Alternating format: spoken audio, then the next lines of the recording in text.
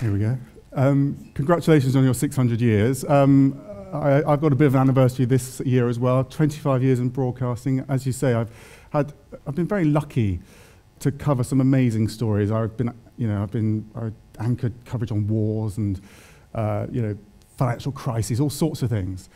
And when I was approached about covering the royal wedding, I have to say I was in two minds, because those sorts of stories they're easy to understand and to explain.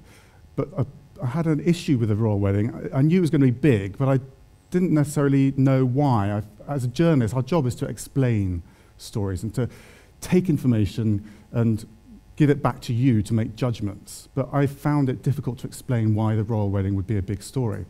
Having said that, it sort of niggled away at me, and that in the end was why I wanted to do it, because I wanted to find out why there was this big interest. And it was quite good fun. We've got some good access. So there's me wandering through Buckingham Palace, drifting onto camera. The palace won't like the fact that I was actually in that. But here I am in the Royal Mews, reporting on the carriages, all the preparations for the royal wedding.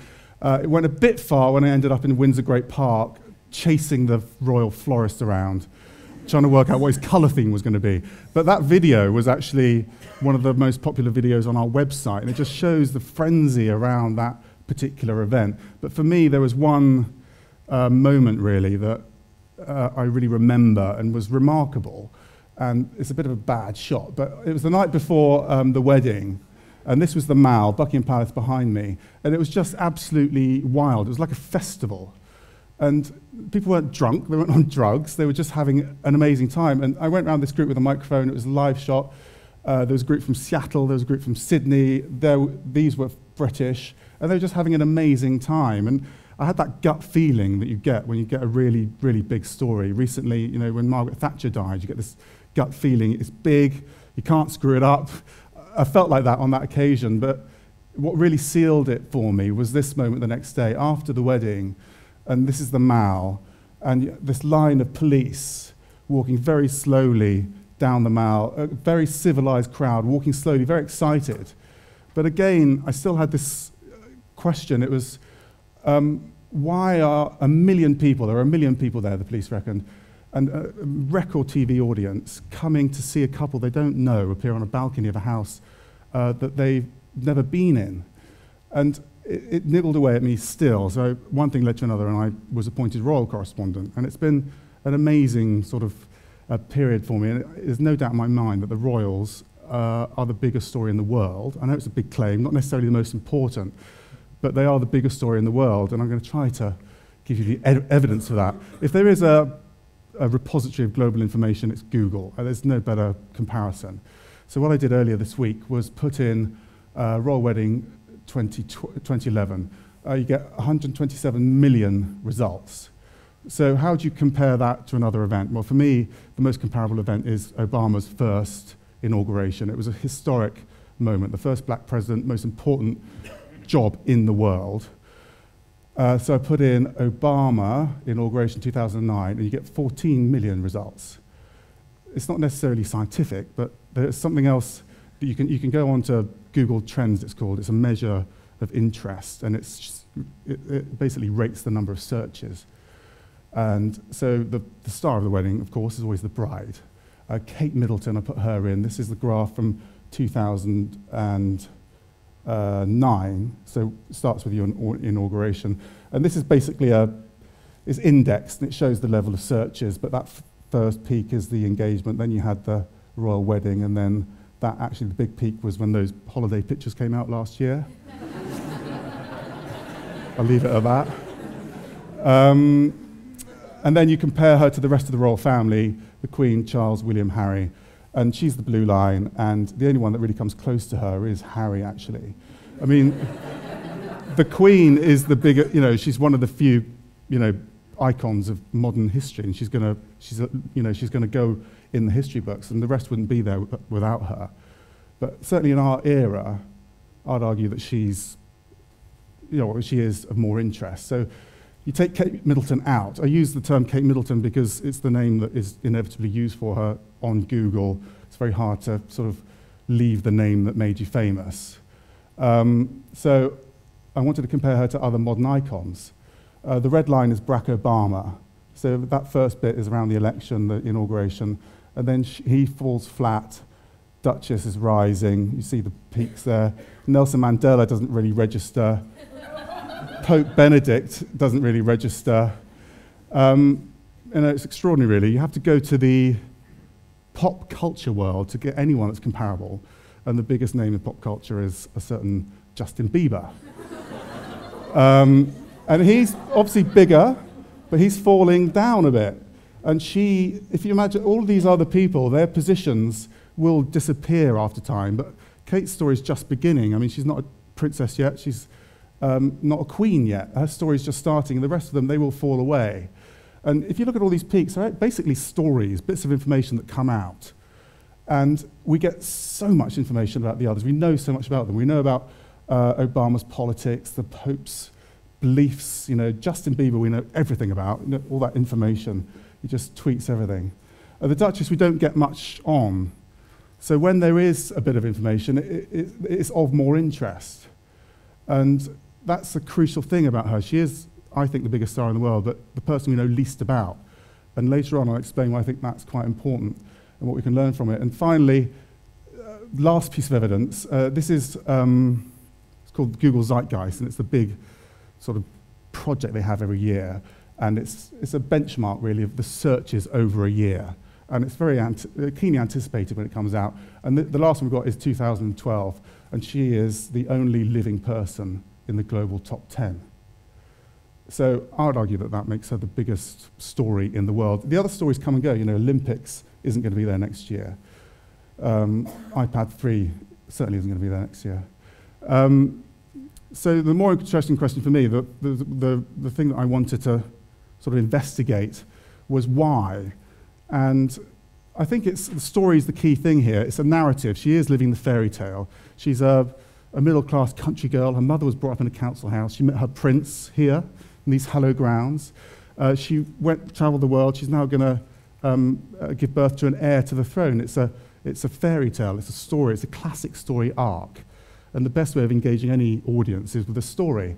And she's done that.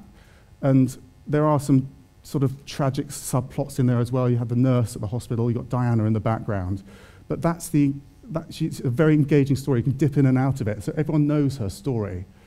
And the capital of stories is LA, Hollywood. And I went there after the wedding with them. It's this incredible moment, a red carpet moment. And you had the biggest stars in Hollywood and all the studio bosses all clamoring to meet them. And, in Hollywood, if someone's trying to be your friend, they're a bigger star than they are. This was a scene inside this BAFTA event. You recognize a few of the faces, but look at them. They're literally clamoring to get their attention, the Duke and Duchess in the foreground. I mean, they're sort of a level above celebrity. But ever since the wedding, I've always wanted to look out the other way and at the crowd and see who's interested. And certainly in America, it's invariably women and girls, mothers and daughters, actually. And they all have one thing in common when you speak to them. I always speak to the crowds. And in the US, this is a Barbie princess. And this isn't Kate Middleton. This isn't the Duchess of Cambridge. But physically, she sort of couldn't be living up to their expectations of a princess anymore. And, this is the country where anything can be achieved, dreams can come true. But actually, you can't become a princess unless you marry a prince. Therein lies the attraction of Harry in the US. And I think there's a sort of frustration. And when they do meet them, they cannot get over the fact that they are nice, normal people. And they are. They're lovely, ordinary people. But there's this sense that how can they be that, these mystical figures? In Canada, we were on this tour as well. We went there. It was more sort of a respectable sort of adoration because it's the Canadian royal family as well. And in Quebec was really interesting. It's very anti-monarchy, but Kate and William always rate very highly in the polls. So they sort of rise above the institution of monarchy in a way. It was the same sort of thing in Jamaica as well. I went there with Harry. A Republican movement, but actually fascination with Kate and William. I went to the Solomon Islands with them at the end of last year. And this is the view that they would have had. So I was with Kate and William, and this is sort of camera going the other direction, as far as the eye can see. And it's a poor country, and this was a cathedral. And it had a corrugated iron roof and no sides. And for them, you speak to these people, they're interested in the glamour, they're attracted by the whole story, but it's a story of aspiration as well. They would dearly love to visit the UK one day. So it's about them, it's their connection. And I think in Britain, it's deeply ingrained in us. There's people from all over the world here. But we grow up learning about kings and queens, and we sort of know their family tree better than ours, possibly. We feel like we know their family. It sort of feels like our family, feels like we know them. And they're always there at those sort of big national events as well. We start associating the feelings of those events with them. I mean, there was the most remarkable Olympics last year, and it was an amazing story for Britain, completely euphoric. And Kate, William and Harry were there all the way through. They even expressed it for us. This picture was everywhere at the time. And you start, that euphoria, you start associating with them. And I think they are some sort of societal glue. They represent us in some sort of way. And we needed, the wedding. We needed the Olympics. We've been let down in recent years. And, if you think about the amount of scandals we had in politics, in religion, in the churches, and, in the media, we've been let down by institutions. And I think actually they live up to everything expected of a prince and princess. And if you want to follow this story, you can. You can follow every single update. I mean, I was in Nottingham last year. There's me behind them. This is what they face. And when people are talking to them, they are filming it. They are, within moments, that's out there in the ether, being discussed, dissected, everything about them. If you want to follow their everyday lives, you can. I mean, in my day, you had to wait a week for the magazine. Nowadays, you can follow every single moment. This is a scene from further back. And, they're under more media scrutiny than anyone else has been ever. She's the biggest star in the world. She's under more media scrutiny than anyone has ever been in history. And just to really express the point, we've lost the picture, but I was in the Solomon Islands in the cabinet, and they were going around meeting the cabinet ministers, and as they were doing so, they had their iPhones recording the conversation. I mean, another perspective on this incredible story. So you get this constant narrative, and you start feeling like you know them. But this is my point. You don't know this person. She's very, very professional. She makes what she does look easy. I know some people think she has an easy job. It's very hard to look that natural when you are, you've got a bank of cameras in front of you. She doesn't give any information away. She's a very private person. We don't know. I've met her lots of times. I don't know what her dreams are, her sort of politics. I don't know what frightens her. Other stars, we do know about that. And I think actually what we've done is almost fictionalize her.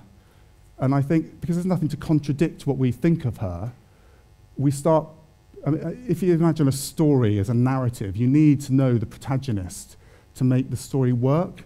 And when you don't have the information about her character, I think we've actually sort of filled the void with our own values.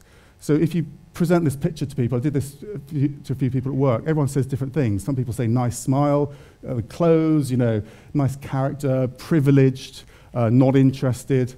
But actually what I think what she's doing, she doesn't give anything away about herself, but she's actually telling us something about ourselves. So if you look at that and use your automatic reaction, I think it says something about your values. And it depends on where you're from, how you've grown up, how you grew up, sort of how you were parented, I don't know, all sorts of things. But going around the world, I think it depends. But I think effectively why she is interesting, and she's interesting because she tells us something about you. Thank you.